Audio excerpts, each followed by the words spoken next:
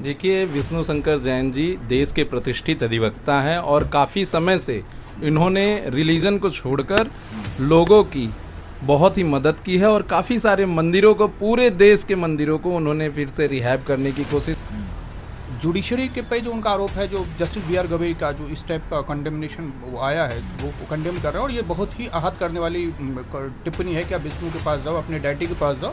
धर्मांतरण का भी जो मामला आ रहा है धीरे धीरे, क्योंकि आप देखें होंगे झांगुड़ बाबा कोई है बलरामपुर में, या कोई और भी लोग हैं जो अलग अलग धर्म के लोग मजहब को छुपा करके कर रहे हैं, तो वो गलत है। नमस्कार दोस्तों, तो मैं अभी सुप्रीम कोर्ट के परिषद में हूँ। विष्णु शंकर जी हैं जैन, जो कि ज्ञानव्यापी के ऊपर भी काफ़ी मंदिरों के ऊपर वो अपनी तरफ से कोशिश कर रहे हैं कि वो सारी चीज़ें बहाल की जाए, यथास्थिति में लाई जाए। जिस तरीके से मुगलों का आतताइयों का जिस तरीके से अतिक्रमण हुआ, तोड़फोड़ हुई है मंदिरों को, तो कहीं ना कहीं इस चीज़ को उससे भी रिलेट करके देखा जा रहा है। उनके भी बयान काफ़ी सीरियसली इसके ऊपर आ रहे हैं कि इस तरीके के बयान करके हम कहाँ जाएंगे, कहाँ से हमें इंसाफ मिलेगा। तो वो इसी चीज़ को मैं थोड़ा सा आज डिटेल में समझने का, क्योंकि इत्तेफाक से नाम भी विष्णु जैन और इधर विष्णु जी का नाम लेकर, सर कैसे देख रहे हैं उनकी कोशिश के ऊपर, क्या कहेंगे? और वो काफ़ी आक्रोशित हैं विष्णु जैन जी। देखिए, विष्णु शंकर जैन जी देश के प्रतिष्ठित अधिवक्ता हैं और काफ़ी समय से इन्होंने रिलीजन को छोड़कर लोगों की बहुत ही मदद की है और काफ़ी सारे मंदिरों को, पूरे देश के मंदिरों को उन्होंने फिर से रिहैब करने की कोशिश की है या उनके केसेस लड़ने की कोशिश की है। और सच में जब कोई ऐसा व्यक्ति जो निस्वार्थ लगा होता है और ऐसे कमेंट्स को सुनता है तो उसकी भावनाओं को ठेस पहुंचता है और उनका नाराज़ होना या मीडिया में अपने धर्म के लिए प्रखर होना बहुत ही जायज़ है और ये बिल्कुल होना चाहिए, क्योंकि जब आप किसी चीज़ से आहत होते हैं तो ये आपका हक है बोलना। आर्टिकल 25 सभी लोगों को, without the caste, without religion, without society, सबको ये कहता है कि right to religion, freedom of religion, conciseness and profess practice and propagate your religion, ये राइट देता है और इसकी वैलिडिटी स्टेट के लिए भी लगाता है, जो कि पार्ट 4 में दिया गया है आर्टिकल 49 में। और स्टेट को ये गवर्न करने के लिए कहा जाता है कि अगर कोई ऐसा जगह है जहाँ पे ऐसी चीज़ें हो रही हैं जो समाज को विखंडित करने का काम कर रही हैं, तो राज्य की ये दिशा निर्देश है कि आप उसे प्रोटेक्ट करिए, आप उसको सही करिए। इसके बाद मैं बताना चाहता हूं कि जो पिटीशन भी फाइल हुआ था, वो पहले बहुत सारे कंप्लेन बनाया गया था पिटिशनर के द्वारा एएसआई को, और एएसआई जब नहीं सुना तब उसके बाद ये रीट पिटीशन आर्टिकल 32 में फाइल किया गया और यहाँ पे माननीय गवई साहब ने उसको रिजेक्ट करते हुए जो भी डेरोगेटरी कमेंट बनाए, और उस कमेंट का बहुत ज़्यादा आउटरेज भी हुआ। और कल उन्होंने क्लैरिफाई भी किया इस कमेंट के बारे में कि जो उनके बयान थे वो इसलिए थे कि लोगों में उन्माद ना फैले, लोगों को जस्टिस के प्रति भावना अपनी बनाए रखें और न्याय में विश्वास रखें। लेकिन जो एक बार कमेंट हो गया है उससे लोग आहत तो हुए ही हैं और ऐसा लगता है कि लोगों को उस पीड़ा से उबरने में थोड़ा समय अभी लगेगा, क्योंकि जब आप देखेंगे धर्म की बात होती है तो सिर्फ एक ऐसा धर्म है हिंदू धर्म, जिसके बारे में सभी लोग प्रखर होकर बोलते हैं। ऐसा इसलिए है क्योंकि हिंदू धर्म में कोई फतवा नहीं जारी होता, ऐसा इसलिए है क्योंकि हिंदू धर्म बहुत ही सीधा साधा और सबको साथ लेके वसुधैव कुटुंबकम की बात पर चलने वाला और सर्वधर्म समभाव की सोच रखने वाला धर्म है।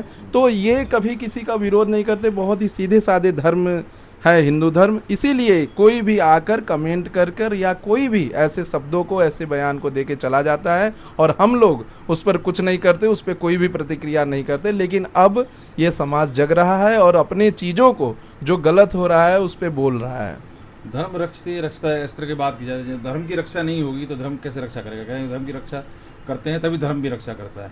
पर इस तरीके के बयान, उनको बुद्धिस्ट भी बोलने की बात की जा रही है कि वो बुद्ध धर्म को मतलब पालन अनुयायी हैं, या फिर इस तरीके की चीज़ें आ रही हैं बहुत सी चीज़ें। क्या लग रहा है, मतलब ये कुछ इनडायरेक्ट वे में है या बाय मिस्टेक है या सोची समझी मतलब लग रही, किस तरीके का देखा जा रहा है इसको? देखिए, भारत देश डेमोक्रेसी को फॉलो करता है और यहाँ पर सभी व्यक्ति को अपने रिलीजन को फॉलो करने का, उसे मानने का और उसे बढ़ाने का राइट प्रदान किया गया है under article 25 to 30 of the Indian constitution part 3 में।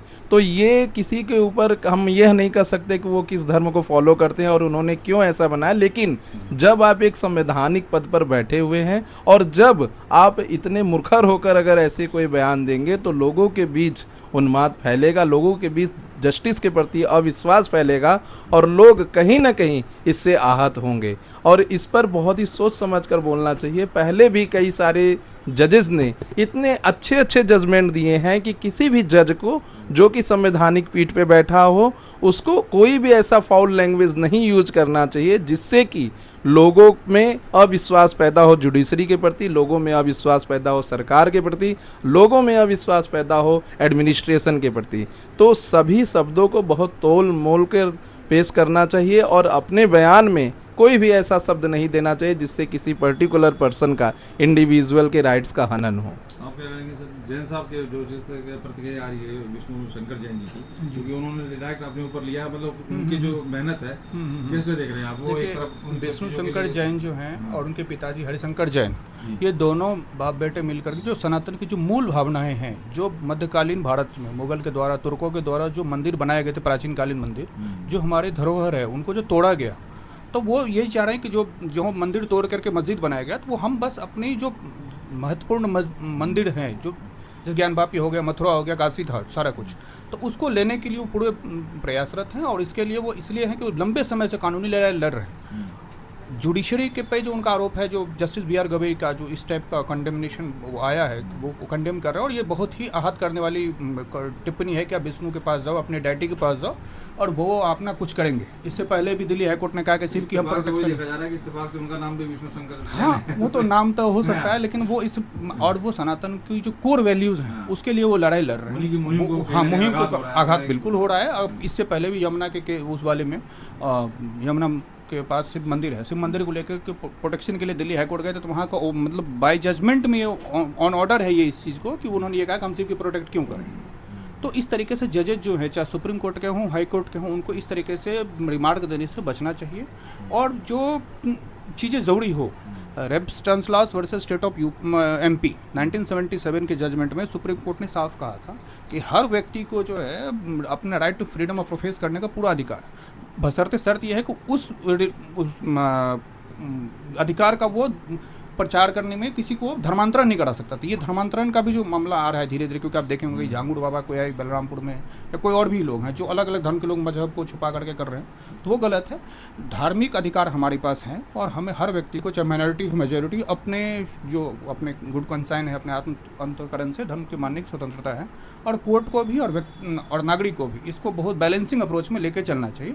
तो जैन साहब की मुहिम को मैं समर्थन करता हूँ। गवई साहब के द्वारा दिए गए उनका जो आहत करने वाला बयान है, उस पर जैन साहब की टिप्पणी जो है मैं उसको सही मानता हूँ और गवई साहब को एक प्रेस रिलीज करके उसको वापस लेनी चाहिए। खंडन तो यही है। तो मैं क्या कह रहा हूँ, क्या कहेंगे जैन साहब को, विष्णु शंकर को, उनकी मुहिम को थोड़ा मतलब आहत हो गए, या उन्हें अपनी जो भी है, नहीं, उनको अपनी बात को रखना चाहिए और प्रखरता के साथ रखना चाहिए। पूरा समाज, पूरा युवा उनके साथ है और एक समय जरूर आएगा जब लोग अपने अधिकारों को जानेंगे। इस देश में अभी बहुत सारे लोगों को अपने फंडामेंटल राइट्स पता ही नहीं है। जो माइनॉरिटीज़ होते हैं उनको ये राइट्स पता है, लेकिन जो मेजॉरिटीज़ में हैं उनको ये राइट पता ही नहीं है कि उनका भी फंडामेंटल राइट है अपने धर्म को आगे बढ़ाना, अपने धर्म के लिए लड़ना और अपने धर्म के लिए बोलना और खड़ा होना। तो ये जो उनके द्वारा काम किया जा रहा है लोगों में प्रकाश जगाने का, ये बहुत अच्छा काम है और आगे चलकर लोगों में जरूर एकता आएगी, लोगों में एकाग्रता आएगी और इस बात को मानेंगे कि हाँ, जो विष्णु शंकर जैन जी कर रहे हैं या कह रहे हैं वो बहुत ही अच्छा है और आगे बढ़ाने वाला है। तो इनके विष्णु शंकर जैन जी के मतलब पिता और पुत्र दोनों की जो भी इन लोगों के प्रयास है हिंदुओं के लिए काफ़ी, मतलब एक तरह से क्या कहेंगे, एक उम्मीद की किरण है। काफ़ी लोग उनकी सराहना कर रहे हैं और उनके प्रयास देखे जा सकते हैं। तो कहीं ना कहीं अब इससे इनका मनोबल आहत ना हो, इसी चीज़ के ऊपर डिस्कस करने की, क्योंकि कल जब हम लोगों ने कल बात की थी आप लोगों से, उसके बाद सोशल मीडिया मैंने जाकर देखा तो विष्णु जैन जी के काफ़ी बयान चल रहे थे और वो काफ़ी आहत थे। तो इस पे बात करनी रहेगी, तो इस वजह से मैं आप लोगों के पास फिर से आया। तो आप क्या राय रखते हैं दोस्तों, जरूर कमेंट करके बताइए। बहुत बहुत धन्यवाद।